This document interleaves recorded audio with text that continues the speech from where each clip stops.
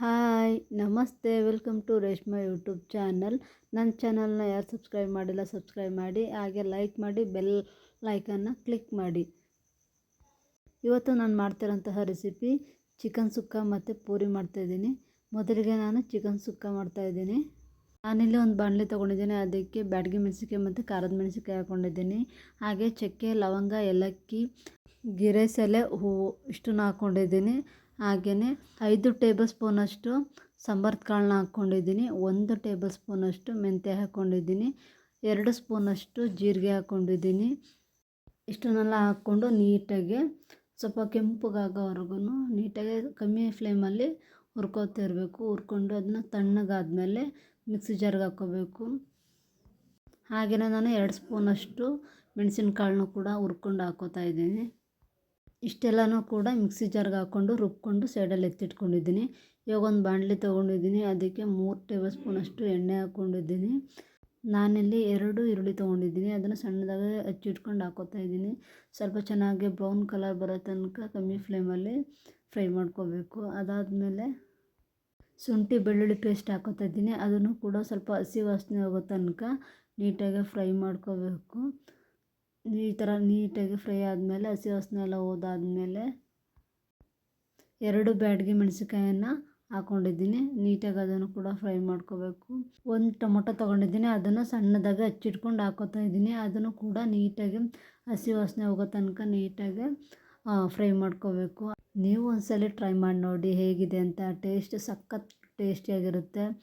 ಒಮ್ಮೆ ಟ್ರೈ ಮಾಡಿ ಕಮೆಂಟಲ್ಲಿ ಹಾಕಿ ಚೆನ್ನಾಗಿದೆಯಾ ಇಲ್ವಾ ಅಂತ. ಹಾಗೆಯೇ ನಾನು ಇಲ್ಲಿ 1 ಟೇಬಲ್ ಸ್ಪೂನಷ್ಟು ಅರಿಶಿನ ಪೌಡರು, ಹಾಗೆ 1 ಟೇಬಲ್ ಸ್ಪೂನಷ್ಟು ಚಿಲ್ಲಿ ಪೌಡರ್ನ ಹಾಕ್ಕೊಂಡಿದ್ದೀನಿ. ಅದನ್ನು ಕೂಡ ನೀಟಾಗಿ ಫ್ರೈ ಮಾಡ್ಕೋಬೇಕು. 1 ಟೇಬಲ್ ಸ್ಪೂನಷ್ಟು ರುಚಿನ ಹಾಕ್ಕೋತಾ ಇದ್ದೀನಿ. ಅದನ್ನು ಕೂಡ ನೀಟಾಗಿ ಮಿಕ್ಸ್ ಮಾಡಿಕೊಂಡು ಚೆನ್ನಾಗಿ ಎಲ್ಲ ಕಡೆ ರುಚಿ ಹೋಗೋ ಥರ ಫ್ರೈ ಮಾಡ್ಕೊಂಡಿದ್ದೀನಿ. ಹಾಗೆಯೇ ನಾನಿಲ್ಲಿ ಅರ್ಧ kg ಚಿಕನ್ ತೊಗೊಂಡಿದ್ದೀನಿ. 2 ಸಲ ತೊಳೆದು ಹಾಕ್ಕೋತಾ ಇದ್ದೀನಿ.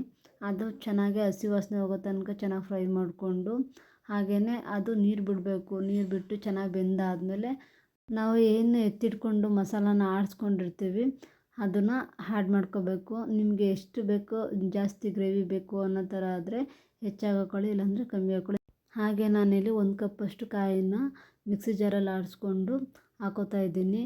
ನಿಮ್ಗೆ ಜಾಸ್ತಿ ಬೇಕಂದ್ರೂ ಜಾಸ್ತಿ ಹಾಕ್ಕೊಳ್ಳಿ. ಈ ಥರ ನೀಟಾಗಿ ಎಲ್ಲ ಕಡೆ ಮಿಕ್ಸ್ ಆಗಬೇಕು. ನೀರು ಮಿಕ್ಸ್ ಆದಮೇಲೆ ಸ್ವಲ್ಪ ಲೈಟಾಗಿ ನೀರು ಹಾಕ್ಕೊಳ್ಳಿ. ನೀರು ಹಾಕ್ಕೊಂಡು ಚೆನ್ನಾಗಿ ಮಿಕ್ಸ್ ಮಾಡ್ಕೊಳ್ಳಿ. ರುಚಿನ ನೋಡಿಕೊಂಡು ಉಪ್ಪು ಹಾಕ್ಕೊಳ್ಳಿ. ನಾನು ರುಚಿ ನೋಡಿಕೊಂಡು 1 ಟೇಬಲ್ ಸ್ಪೂನಷ್ಟು ಮತ್ತು ರುಚಿನ ಹಾಕ್ಕೊಂಡಿದ್ದೀನಿ. ಹಾಗೆಯೇ 1 ಕಪ್ಪಷ್ಟು ಕೊತ್ತಂಬರಿ ಸೊಪ್ಪನ್ನು ಹಾಕ್ಕೊಂಡು ನೀಟಾಗಿ ಫ್ರೈ ಮಾಡ್ಕೊತಾ ಇದ್ದೀನಿ. ಕಮ್ಮಿ ಫ್ಲೇಮಲ್ಲಿ ಇದನ್ನು ನೀಟಾಗಿ ಫ್ರೈ ಮಾಡ್ಕೋಬೇಕು. ಇವಾಗ ಚಿಕನ್ ಸುಕ್ಕ ರೆಡಿಯಾಗಿದೆ. ಒಂದೇ ಥರ ಚಿಕನ್ ಮಾಡ್ಕೋಬೇಡಿ, ವೆರೈಟಿ ಥರ ಚಿಕನ್ ಟ್ರೈ ಮಾಡಿ. ಒಳ್ಳೆ ಘಮ ಬೇರೆ ಬರ್ತಿದೆ. ನೆಕ್ಸ್ಟ್ ಇವಾಗ ಪೂರಿ ಮಾಡೋದು ಹೇಗೆ ನೋಡೋಣ ಬನ್ನಿ. ನಾನಿಲ್ಲೊಂದು ಬಾಣಲೆ ತೊಗೊಂಡಿದ್ದೀನಿ. ಅದಕ್ಕೆ ನಾನು 3 ಕಪ್ಪಷ್ಟು ಗೋಧಿ ಹಿಟ್ಟನ್ನು ಹಾಕ್ಕೊಂಡಿದ್ದೀನಿ. 2 ಕಪ್ಪಷ್ಟು ಮೈದಾ ತೊಗೊಂಡಿದ್ದೀನಿ. ಜಾಸ್ತಿ ಮೈದಾ ಹಾಕೋತಾ ಇಲ್ಲ. ನಾವು ಏನು ಗೋಧಿ ಹಿಟ್ಟು ಹಾಕ್ಕೊಂಡಿರ್ತೀವಿ ಅದೇ ಚೆನ್ನಾಗಿ ಬಂದಿರುತ್ತೆ, ಚೆನ್ನಾಗಿ ಉಬ್ಬುತ್ತೆ ಕೂಡ. ಮಕ್ಕಳಿಗೂ ಕೂಡ ತುಂಬ ಇಷ್ಟಪಡ್ತಾರೆ. ನಾನು ಹಾಗೆಯೇ 1 ಟೇಬಲ್ ಸ್ಪೂನಷ್ಟು ರುಚಿನ ಹಾಕ್ಕೋತಾ ಇದ್ದೀನಿ. ರುಚಿನ ಹಾಕ್ಕೊಂಡಾದ್ಮೇಲೆ ನೀಟಾಗಿ ಕೈಯಲ್ಲಿ ಮಿಕ್ಸ್ ಮಾಡ್ಕೋಬೇಕು. ಎಲ್ಲ ಕಡೆ ಆಗೋ ಥರ ನೀಟಾಗಿ ಮಿಕ್ಸ್ ಮಾಡ್ಕೊಂಡಾದಾದಮೇಲೆ ನಿಮಗೆ ಅಳತೆಗೆ ಎಷ್ಟು ಬೇಕು ನೀರನ್ನು ಅಳತೆ ಪ್ರಮಾಣದಲ್ಲಿ ನಾನು ಹಾಕ್ಕೊಳ್ಳಿ. ನನಗೆ ಅಳತೆ ಪ್ರಮಾಣ ಗೊತ್ತಿರೋದ್ರಿಂದ ಸ್ವಲ್ಪ ಹಾಕ್ಕೊಂಡು ಕಲಿಸ್ಕೊತಾ ಇದ್ದೀನಿ. ಜಾಸ್ತಿ ಹಾಕ್ಕೊಬಿಟ್ರೆ ತೆಳುವಾಗ್ಬಿಡುತ್ತೆ. ಸ್ವಲ್ಪನೇ ಹಾಕ್ಕೊಂಡು ನೀಟಾಗಿ ಕಲಿಸ್ಕೊಳ್ತಾ ಇದ್ದೀನಿ. ಈ ಥರ ಎಲ್ಲ ನೀಟಾಗಿ ಕಲಸಾದ್ಮೇಲೆ ಸ್ವಲ್ಪ ಲೈಟಾಗಿ ಎಣ್ಣೆ ಹಾಕ್ಕೊಂಡು ಅದನ್ನು ನೀಟಾಗಿ ಹೊಂದಿಸ್ಕೋಬೇಕು. ಈ ಥರ ನೀಟಾಗೆಲ್ಲ ಹೊಂದಿಸ್ಕೊಂಡಾದ್ಮೇಲೆ ಈ ಥರ ಚೆನ್ನಾಗಿ ಬಂದಿರಬೇಕು. ಹಾಗೆಯೇ ಒಂದು 1/2 ಅವರ್ ಅಥವಾ 1 ಅವರ್ ಎತ್ತಿಡಿ.